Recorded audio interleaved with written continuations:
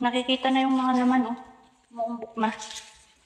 Ito, green pa talaga yung dahon. Ayan, oh.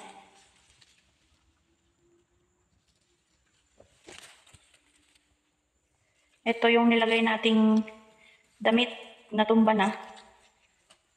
Pang bugaw ng ano yan, baboy ramo. Kasi may baboy ramo dito na nagpupunta noon. Kaya nilagyan natin ng ganyan. Ito.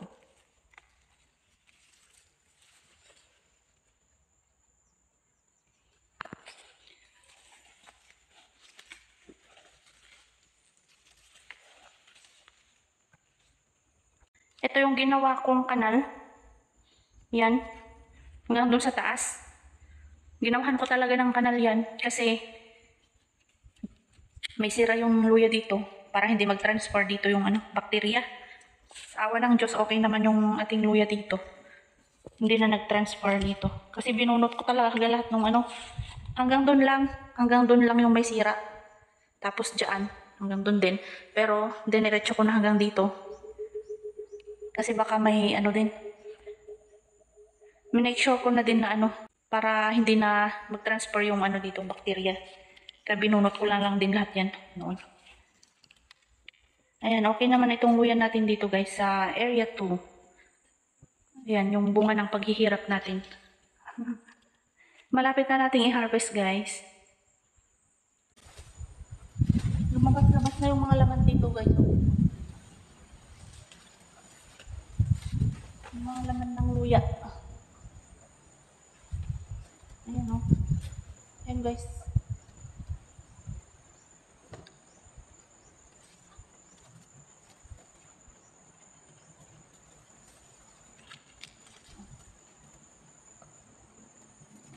Kaya hinahayaan na natin maging masukal ito guys kasi ganyan. Kapag ganito na nalalanta na yung mga dahon ng luya, lumilitaw yung mga laman ng luya kaya naiinitan. Kaya hindi na rin natin tinatanggalan ng dahon. Hinahayaan na natin maging masukal.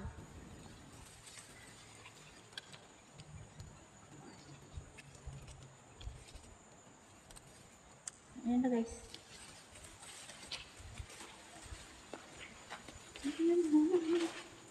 So, titignan natin yung banda doon.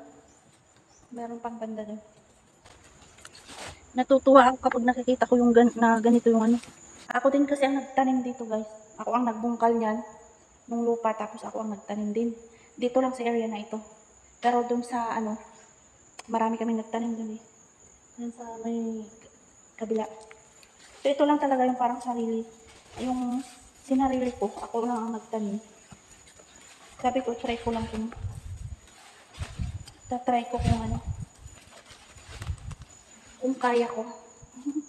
So nakaya ko naman guys. Pero syempre, talagang mahirap. Mahirap din magtanim ng luya. Pero, kapag ganito nang makikita mo na, malapit nang i-harvest, matutuwa ka rin. Kasi syempre, malapit nang maging pera yan. Malapit nang maging pera yan guys. So, tignan natin yung banda rito.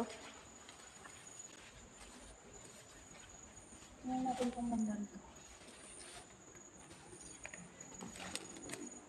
Wala nang dahon. Wala nang dahon guys.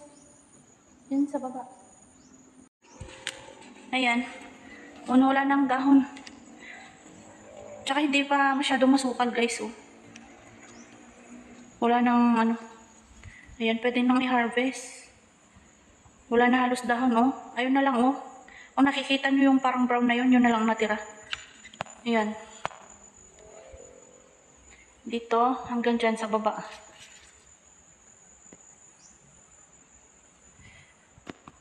Wala nang dahon. Pero itong nandito, ayan o, may may dahon pa yan. Parang brown lang siya sa camera, brown na brown. Pero kapag sa personal yan, may medyo green pa yan. Ito katulad nito, green yan. Pero kapag sa camera kasi parang brown na lahat. So nandun yung isang natin, isang area sa Bandaron. Yun yung ano, pwede nang ma-harvest na ngayong January. Kasi ano na yun guys, wala na rin dahon yun. Kunti na lang din yung ano, natitirang dahon nun. Ganito na ang itsura nung nandun eh. Yung nasa Bandaron. So ayan guys, ang ating luya dito sa ano, update dito sa luya sa ating, dito sa area 2. Ayan, lumitaw na. Kasi matagal din tayong hindi nakapasyal dito guys. So ayan lang. Matagal din na hindi tayo nakapasyal dito guys, sa luya natin dito sa area 2. Dito sa bundok. Kasi nabisi din tayo. Ayan.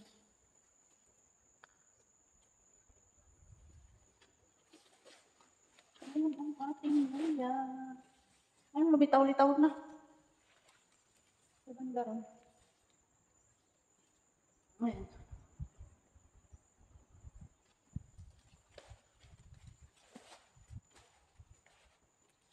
Maganda na mag-harvest. Kapag na-harvest na ito guys,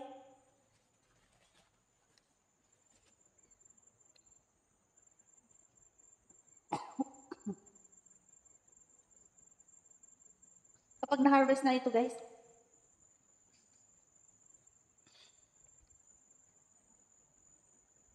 magagamot na yung pagod ko dito sa pag-spray. sa area dito.